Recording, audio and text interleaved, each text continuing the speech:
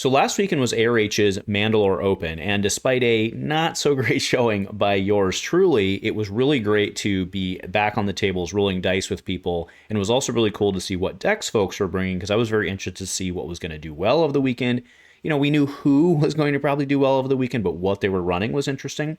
So what I want to do is recap all three heats the whole weekend in today's video. A huge shout out to our channel members for supporting what we do here. If you want to get involved with the channel and the Dice Commando community, please consider joining as a channel member. Remember, these videos are only possible with your support. You can show that support with a like, a subscribe, and by leaving us a comment and sharing your feedback. Community first, and go Commando. Hey there, my Star Wars Destiny friends. Welcome back to Dice Commando and the Commando cast, and thanks for tuning in today. We're doing kind of two things. We're doing a recap of last weekend's ARH Mandalore Open, as well as a meta report based solely upon that event. Okay, so first, a little story on mine. So I ended up going 0-6 at the 0400 for me. It was Heat 1, which is 0400 in the morning Pacific time. Now, I am going to blame the tiredness a little bit, not because of the play, but because of what happened. So if what I'm putting up right now is actually a picture from last week's video where I was like, here's what I'm going to run. And that was what I ran, with one small exception for the first two rounds. When I had gone in and built the deck, I chose the wrong Bo-Katan. I chose the better Bo-Katan, you know, with the three sides and the special, and I didn't catch it. And then when I woke up at 4 a.m, I was just on autopilot. It just didn't click, right? So Liquid Snake, I played him in round 3, and he's like, dude, no. So I was like, okay, well, fair enough. So he let me switch, and then we played the game. But then I went, you know, it was the right thing to do. I was 2-0 at that point. Well, I was 2-0 because I was playing a legal deck. So I had to make sure that we gave those wins back. And then Tank just destroyed me with his, what is it? Spectre Cell deck. There we go. Just destroyed me with Zeb, like just threes and stuff everywhere. It was, I think he recorded it. Go watch it. It's freaking, like, he just steamrolled me. It was awesome. Then I had some really close games to the end. But yeah, so I went 06. Really, I went 04, but you know, 0%, still 0%. So either way, that was a little embarrassing on my side. But so it goes. Right now, what I want to do for the rest of this is I have tabulated all of the deck info for the weekend. Now, what's really interesting is there weren't that many double dips. Okay, so I have the spreadsheet up now, and you can see that only one of the decks had 3 appearances through the whole weekend, right? So you had 1, 2, 3, 4, 5, 6, 7, 8, 9, 10, 11, 12, 13, 14, 15, 16, 17, 18, 19, 20, 21, 22, 23, 24 different decks, okay, across the whole weekend. That's actually pretty impressive, and it's not abnormal to see the same players play multiple decks if they're doing multiple heats. It's pretty normal that they want to do that, so no surprise there, but typically you see some decks pop into the top. But I mean, the level of variety we had is actually pretty impressive. So, you know, tip of the hat, as it may be, to the ARH crew on that. Now, what I have this spreadsheet stored. So what I did in this was I looked at not only the number of players on each deck, but also the performance of each deck.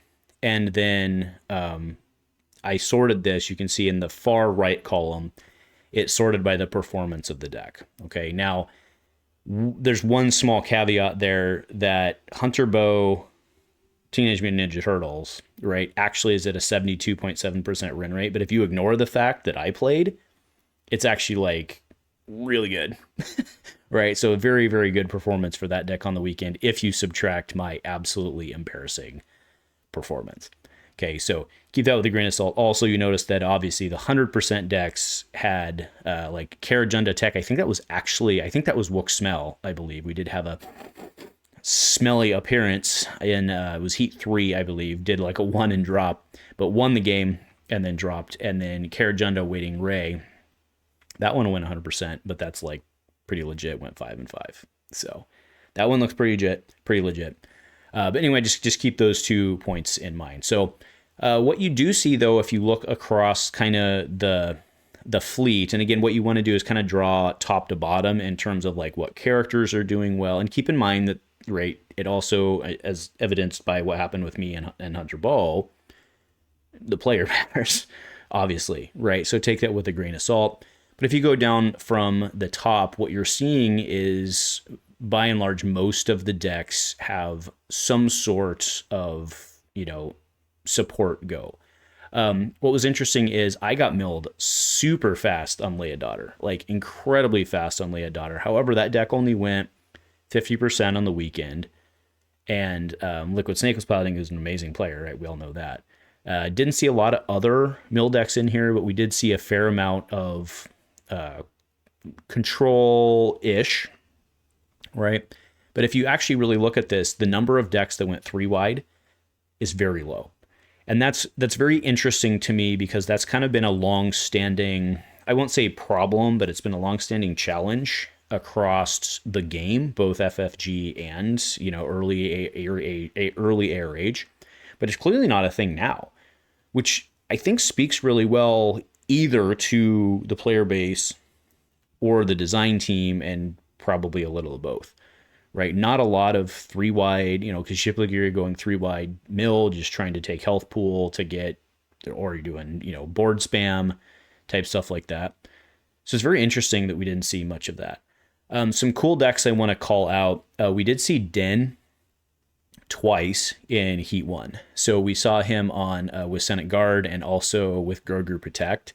Den was doing some work, like doing some serious work, right? So Rogue 5 was on the Senate Guard, and that deck was pretty nasty, right? Because then the Senate Guard goes down, get 2 shield. It's pretty good. Pretty good. Yeah, pretty good. So we also see that Teenage Mutant Ninja Turtles did not make so it made a very overwhelming appearance in the high performance, right? But it didn't make all that much of an appearance. It was 5 out of the weekend. So it's actually, I guess that's 20%. So 20% of the representation of the weekend was Teenage Mutant Ninja Turtles. So that's fair. Like 20%, that's pretty good. And then if you actually look at the performance, Teenage Mutant Ninja Turtles, all of the decks that did that, even accounting for this guy in that data, is 72%. So Teenage Mutant Ninja Turtles is a pretty good way to go, right? Depending on what you're doing, right? But I also really want to say I really liked the Paz deck. Ran up against that one. That was pretty neat. He's really cool. I really like him. And he's the Heat 2 prize, actually. I believe it was Heat 2. Pretty sure it was Heat 2. I think Tech was Heat 3. Yeah. So anyway, this is pretty cool data looking at the weekend.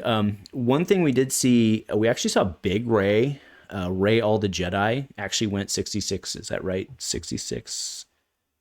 Yeah, 66%. So that's pretty good for just one. And then we did see also Surah Junda. I don't know how you say that, but Junda and Waiting Ray went 5 and 5. Pretty good. Pretty good. Another deck that I'm actually really surprised where it landed. So Maul Kira being down where it was really surprised me. That deck could do some pretty nasty things.